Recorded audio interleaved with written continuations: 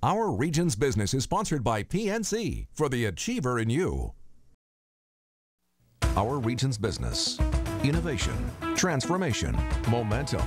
Improving our communities and driving technologies that will shape our region for generations. The collaboration that brings vitality, prosperity, and life to living. Stay with us for the coming half hour as we examine in depth our region's business. Now, here's your host, Bill Flanagan. Today on Our Region's Business, powering up for the EQT Pittsburgh Three Rivers Regatta. Plus, the future of fossil fuels and the role our region is playing in figuring it all out. But first, natural gas. Is it time to fill your tank with it? Well, it just may be if you're operating a truck fleet, and the Allegheny Conference is making it easier for you to figure that out. First, Lisa Hyland is getting first-hand experience at all of this. She's president of commercial operations with EQT. Ken Zapinski is senior vice president of energy and infrastructure for the Allegheny Conference, which co-produces this program. Welcome. Good to see both of you.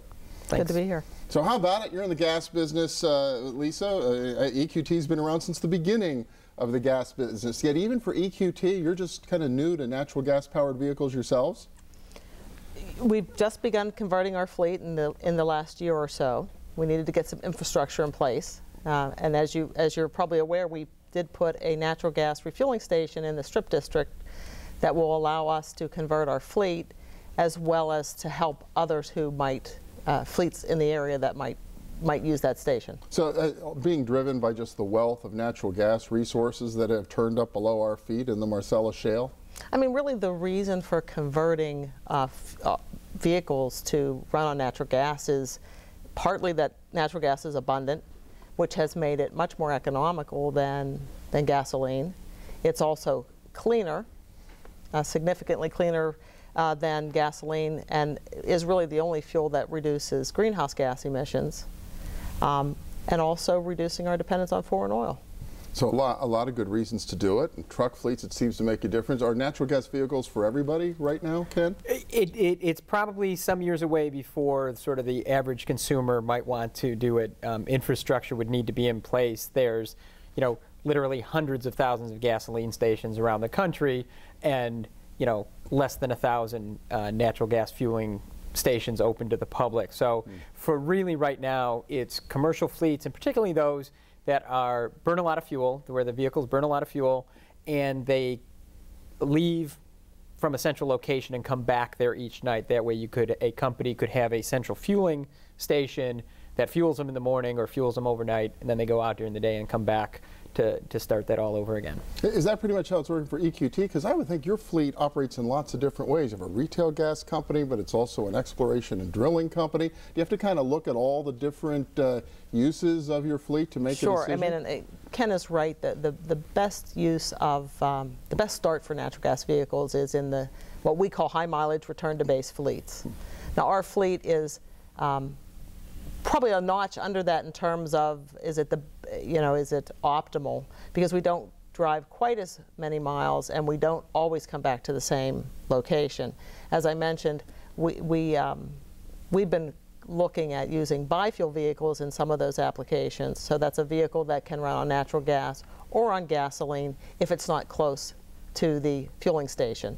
So that's one of the reasons that we have waited until now to do our conversion. So those kinds of trucks or vehicles are available now, or becoming available? Just this year, the big three automakers have all announced their supply of natural gas biofuel vehicles that you can order through the OEM.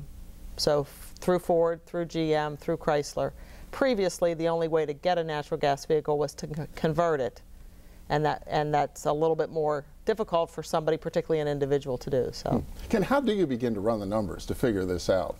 That's one of those challenges. It's a hot topic, and a fleet manager has got to dread the day that the boss comes in and says, "I was just reading in the Wall Street Journal about how good natural gas is for fleets. See if it makes sense for us," and they don't know the first place to start. So that's one of the things that we did at the conference, was we created a website really geared towards commercial municipal fleet managers, and it has information, has resources where to turn, sort of a primer on some of the issues that are there, and really more importantly, a couple of tools, a couple of spreadsheet models in there where you've got a very simple, small question, you can plug in a few variables, and it'll sort of tell you if you can buy natural gas for your vehicle at such and such a price, then it probably makes sense for you to move forward or at least explore it more. And then there's a more sophisticated model really geared towards a larger, large size fleet that might be thinking about doing their own kind of, installing their own fueling station on site,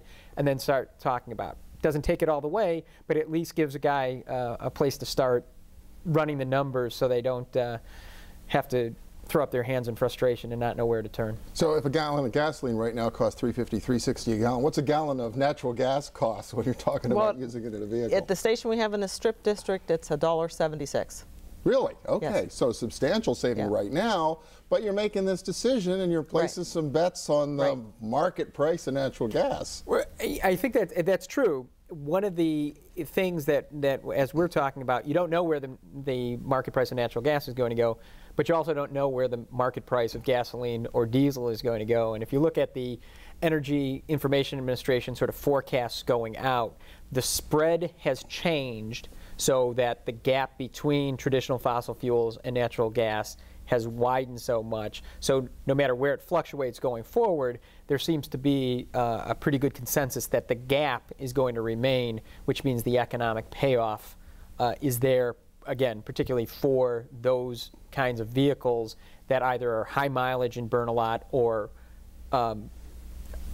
use a lot of fuel to go, like garbage trucks. Okay. They don't travel a lot of miles, but they sure burn a lot of fuel for each mile they travel. And how does it do on mileage compared to a gasoline-powered or diesel-powered vehicle? Really not a substantial difference. Really? And you mentioned the garbage trucks. We have worked with the city of Pittsburgh and helped them with the procurement of 4 vehicles, which they are fueling at our station currently.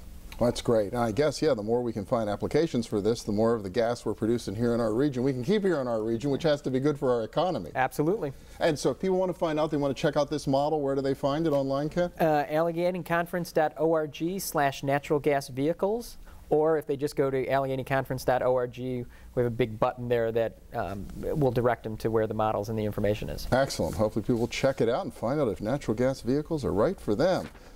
Lisa Hyland from EQT and Ken Zapinski from the Allegheny Conference. Thank you both so much. Appreciate it. Thanks for having us. And next up, from natural gas to coal, how researchers from our region are working to secure a future for fossil fuels as part of our nation's energy mix. Stay with us.